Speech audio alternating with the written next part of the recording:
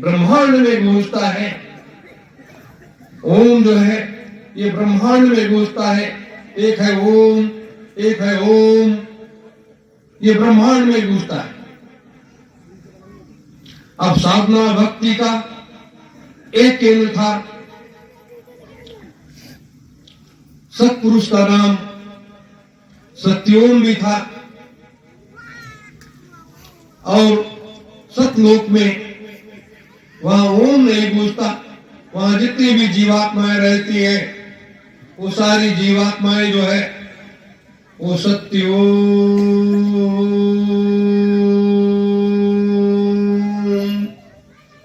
सत्योम।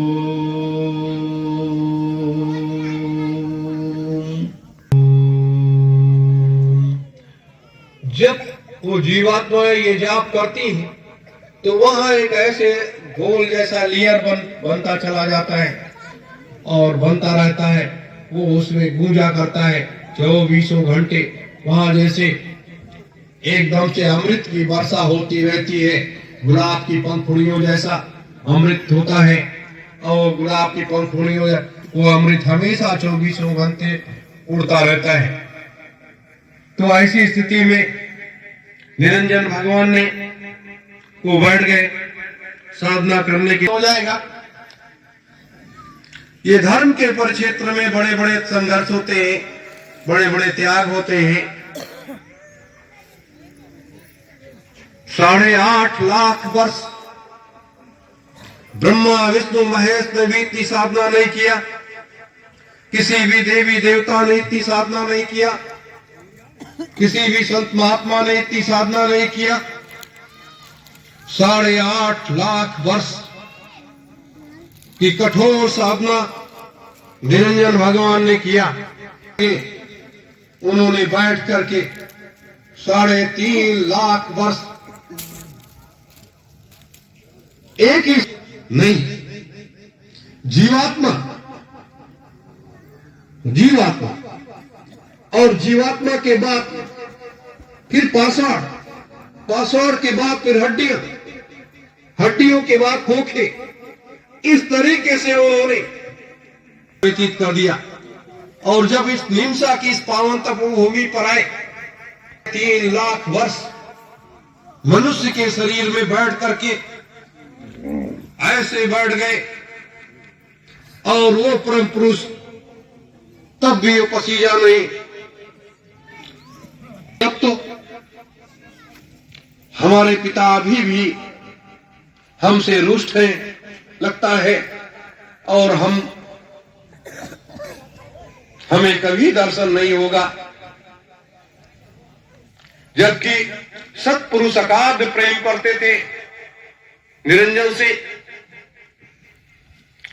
दूतों के द्वारा सारे खबर होते रहते थे, समाचार मिलते रहते थे, सब कुछ होता रहता था। तभी एक आवाज सुनाई देती है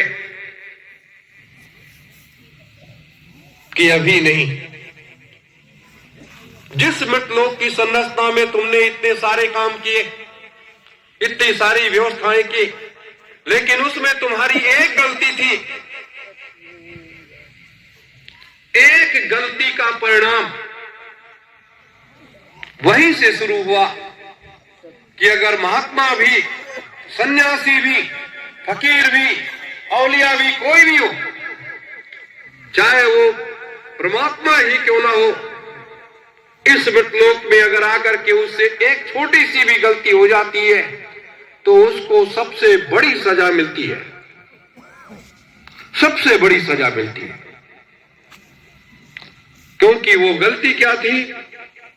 ब्रह्मा विष्णु महेश सबको सारी जिम्मेदारियां देने के बाद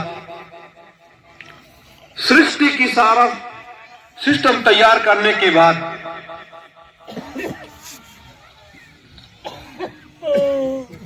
निरंजन भगवान को ये जिम्मेदारी ये भी दी गई थी कि आप 19 देवियों की संरचना करोगे।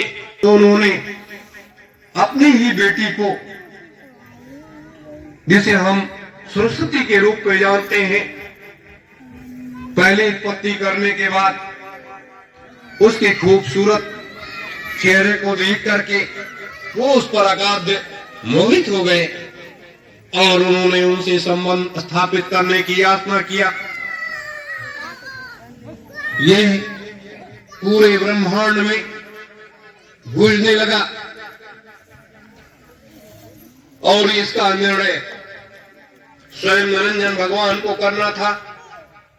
उसको चुप्पी साध लिया क्योंकि सृष्टि विस्तार के लिए ब्रह्मा जी ने कहा कि सृष्टि विस्तार के लिए ये जिम्मेदारियां देने के बाद, एक एक देवियां देने के बाद, फिर उसके बाद ब्रह्मा विष्णु महेश को उन ऋषियों की पुत्रियों से ये व्यवस्था का एक व्यवस्था थी। ये चीज न होने का इसका इतना बड़ा परिणाम निरंजन भगवान को भोगना पड़ा।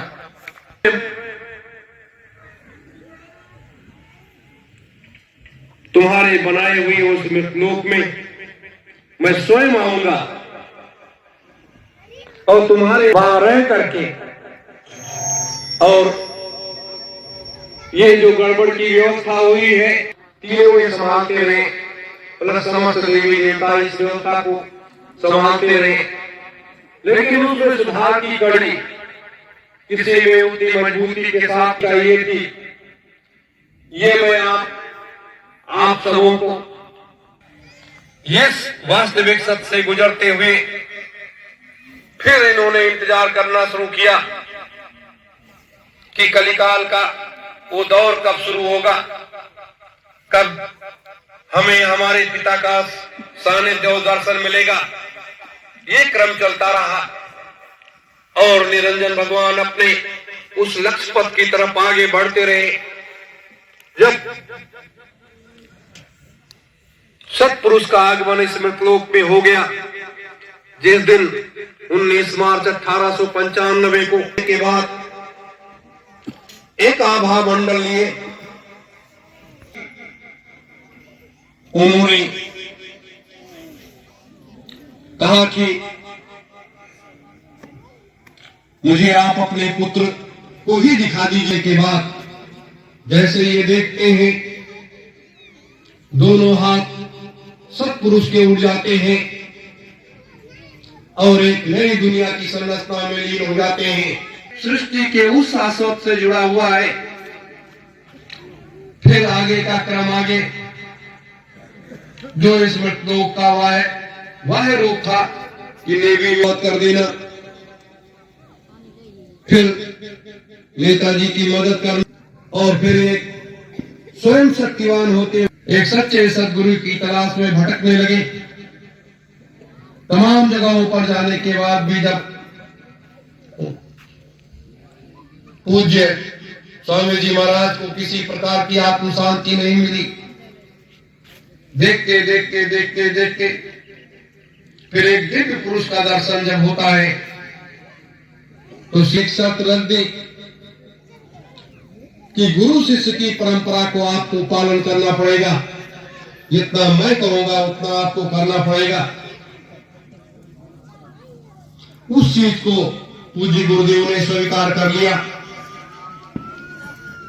और स्वीकार करने के बाद जब पूर्ण साधना हो गई, उसके बाद महात्मा का वो वेश इस संसार के लिए एक अलौकिक दिव्य निष्ठा के रूप में उभर करके आए। इसी के द्वारा पूरी दुनिया में परिवर्तन होगा, पूरी दुनिया में बदलाव आएगा। लोग स्तब्ध रह गए, लेकिन उनकी भी लीला बड़ी अपरंपार। कलयुग पूरब में भी है, पश्चिम में भी है, उत्तर में भी है और दक्षिण में भी है। चारों तरफ कलयुग है।